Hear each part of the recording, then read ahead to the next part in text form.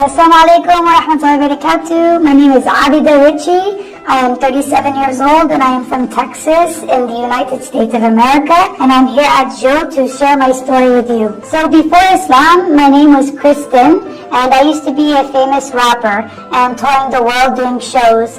And I used to drink a lot. My lifestyle was very crazy, and I spent all of my time and money to go to parties and things like this. And I had very big following and very big shows. So before I entered into Islam, I didn't have too much information about what Islam was, but I used to be in the United States military, so I got my experience about Muslims from when I was there in Iraq or Afghanistan. So I knew that how the media portrayed Muslims was not always accurate, but still I didn't know if this was true for all Muslims or not. But the Muslims that I had met in Muslim countries, I saw that they were not as the media portrayed them. How I started to learn about Islam was I used to hang out at the cafes in my city in Texas, and I met a group of Saudi students. They were there on a student visa to study. Once I started to hang out with them, they started to talk to me about Islam little by little.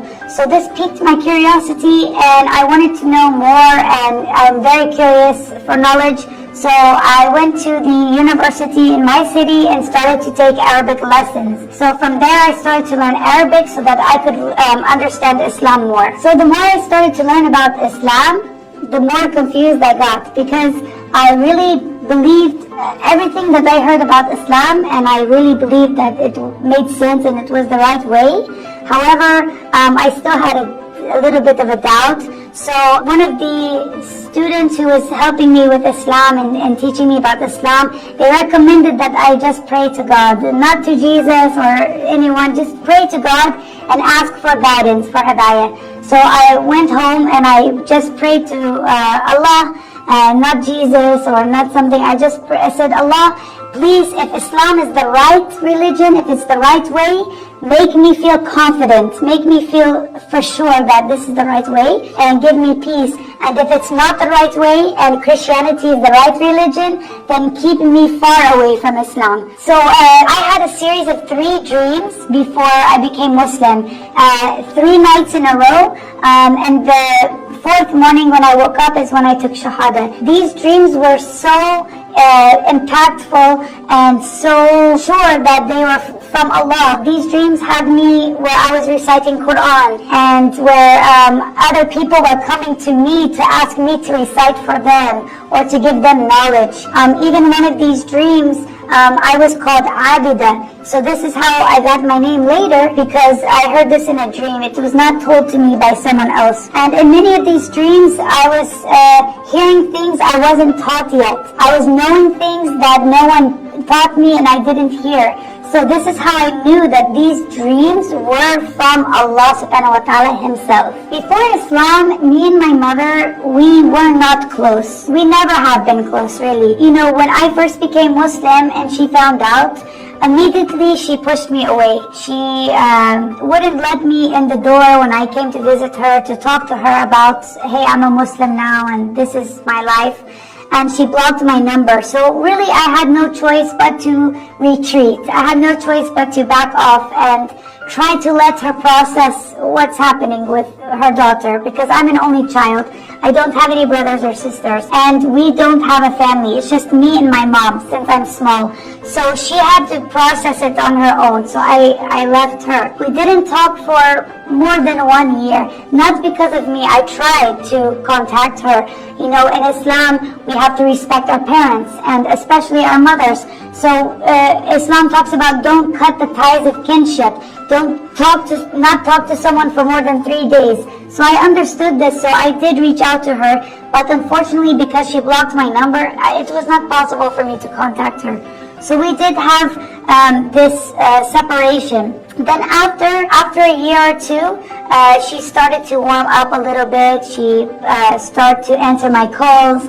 She started to text with me, even though I was not living near her. But we started to talk back again normal. So when I reverted to Islam, I lost everyone. I lost my family. I lost my friends. Even people that I had been very close to and was welcomed in their homes and stayed with them for a long time and been friends with them for 10 years or 12 years, they disowned me. They left me in 1 second. So when I became Muslim, I was left completely alone and abandoned by everyone that I knew. Even when everyone around me abandoned me and I was alone, I never doubted my decision to become a Muslim, because I had a hadayah straight from Allah. Allah was putting something inside of my heart and my mind that kept me from even going down the path of doubt. And I can't explain it, Allahu Alam, but I just felt like, okay, I have to go with my gut feeling, and I have to go with my heart saying deep down, and it's just to keep going. Forget the people who abandoned me, just stay close to Islam and keep connected to it, and nothing else matters. Throughout the years of me being a Muslim, especially right after I reverted to Islam, I did have the desire to go back to singing. And actually, I had many people online, many of my followers were like, why don't you do like Islamic music or Islamic rapping like this? But honestly, in the beginning, it was a little bit tempting, and I thought, yes, I could do that. But when I saw the other women in Islam that started doing rap songs about Islam and alhamdulillah like this, I thought it was very cheap. And I didn't want to cheapen the religion, and I wanted to be serious with the religion. So I ended up not doing it, and after a few years, alhamdulillah, I didn't have the urge or the thought to go back to doing singing. I didn't miss it anymore. In the beginning, yes, I felt like, women are treated a little bit unfairly in Islam. However, the more knowledge that I got in Islam, being a Muslim over the years, and the more that I lived life as a Muslim myself, I realized that Islam doesn't really oppress women or restrict women, but everything that is made for women as far as rights or rules, these things, is to protect the woman. And you find that a lot of Muslim women have more dignity. People respect them more, and people don't bother them as much like men or such. Since coming to Algeria, I've experienced many things that I never thought I would experience. I've never visited a country before that was so friendly and so welcoming, and the Algerian people, they will do anything for you. Algerians are the friendliest people, and I never thought that I would experience such a love. And it's not Algerian love necessarily, but they take this part of Islam of treating other Muslims with respect and dignity. This is the important thing about the Algerians, because they really focus on that and they practice that. Since my short time here in Algeria, I've gotten to try so much Algerian food, so much Algerian food. And my two favorite Algerian foods that I've tried so far is bread and shorba freak. I could eat this every day, and I'm hoping when I get back to America that I'm gonna be able to make it myself, so I can eat it there, inshallah. I've learned some words while I'm here. I've learned washraki, bazaz, and shakun inti. And these are words I hear a lot, so I find myself these past days repeating them and using them myself, which makes me so excited. So many Muslims around the world, they ask a lot of questions to me about Islam and being a Muslim and being American. And one of the most popular questions that I get from other Muslims or foreign Muslims is, how do they treat you in America, like being a Muslim and how you dress and everything? And I tell them that it's really hard, because where I live particularly is very against Islam, very against Muslims. And so I'll be going out shopping or to the gas station. People will say,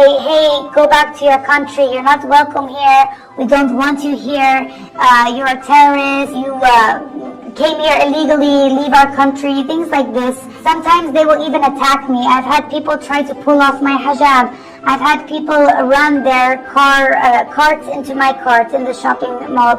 I've had people try to run me off the road. So people try to intimidate us and try to make us scared, try to get us out of the country. And I just tell them, hey, I'm American, like, this is my country, where do you want me to go? Another really popular question that other Muslims ask me is about my tattoos and how do other Muslims deal with that. And to be honest, in the beginning it was very hard because you're in the mosque, you make wudu, so they see your tattoos on your arms, the women. But even I have tattoos in my hands, they're very visible. And a lot of Muslims are layman Muslims, right? So they don't understand that when a Muslim when someone enters into Islam to become a Muslim, everything they did before that is forgotten or forgiven by Allah subhanahu wa ta'ala, inshallah. But this is Islam's promise to us. Before you enter into Islam, you have a lot of things obviously that are not allowed. But when you take Shahada, it's like a clean slate. You're a baby, you're born new again in Islam. People don't realize that my tattoos don't have anything to do with how I practice Islam, and it is not wajib. The majority of scholars, they say it's not wajib to remove it. Why? It's very expensive, thousands and thousands of dollars. It's very painful and it leaves scars on your skin. So Muslims need to understand when dealing with new Muslims or American Muslims that we have tattoos, but it doesn't make us haram. Our prayers are still valid. Our wudu is still valid.